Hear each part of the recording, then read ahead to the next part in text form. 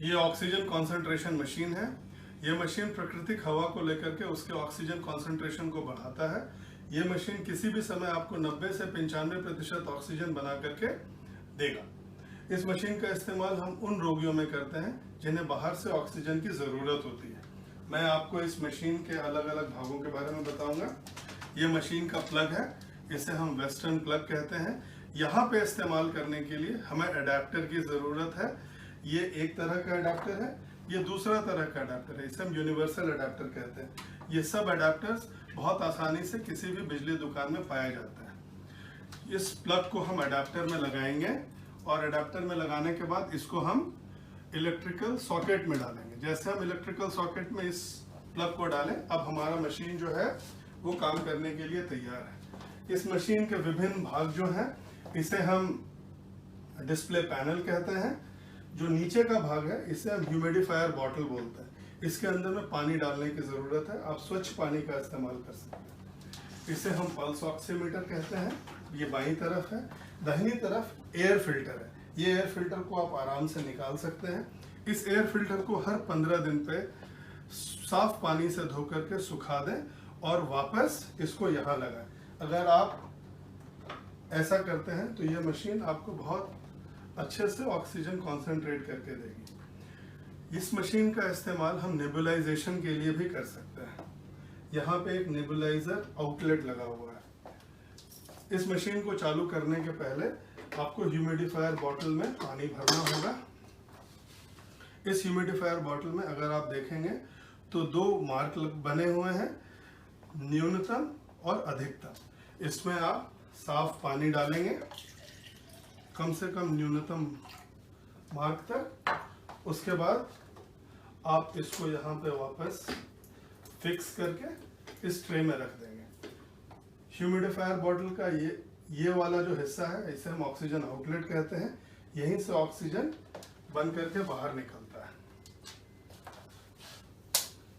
इसे हम nasal cannula कहते हैं। इस नेजल कैनुला का 2 भाग है। एक भाग जो है वो ऑक्सीजन आउटलेट में जाकर के लगता है और जो दूसरा भाग है वो पेशेंट के नॉस्ट्रिल्स में लगता है। इसको आप सेट कर सकते हैं पेशेंट के हेड सर्कमफेरेंस के हिसाब से। इस मशीन के साथ आपको और कई नेजल कैनुला दी गई हैं।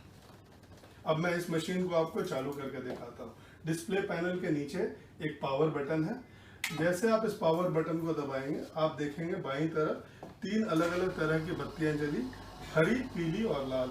अगर हरी बत्ती जल रही है तो वो ये बताता है कि ये मशीन पूरी तरह से ठीक है और आपको वो अच्छे मात्रा में ऑक्सीजन कॉन्सेंट्रेट करके देगा। इस डिस्प्ले पैनल में ये जो SpO2 लिखा है वो सैचुरेशन बताता है, बीच वाला हिस्सा पल्स बताता है और जो टाइम सेट है वो ये बताता है कि आप कितने समय तक ऑक्सीजन अपने पेशेंट को देना चाहते हैं। अब मैं आपको ये बताता हूँ कि ये मशीन को कैसे इस्तेमाल करें। इस पल्स ऑक्सीमीटर को आप यहाँ से बाहर निकालेंगे, अपने इंडेक्स फिंगर को यहाँ रखेंगे और कुछ क्षणों में आप देखेंगे कि ऑक्सीजन कॉन्सेंट्रेशन और जो पल्स है वो आपको यहाँ दिखाई देगा। आप ये देख सकते हैं ऑक्सीजन कॉन्सेंट्रेशन और पल्स। इस मशीन को कितनी देर तक इस मशीन से आपको ऑक्सीजन देना है इसको हम टाइमिंग बटन से सेट करेंगे, प्लस और माइनस। जब आप प्लस बटन दबाएंगे तो आप देख सकते हैं कि ये टाइम बढ़ता चला जा रहा है। जब आप माइनस बटन दबाएंगे तो ये टाइम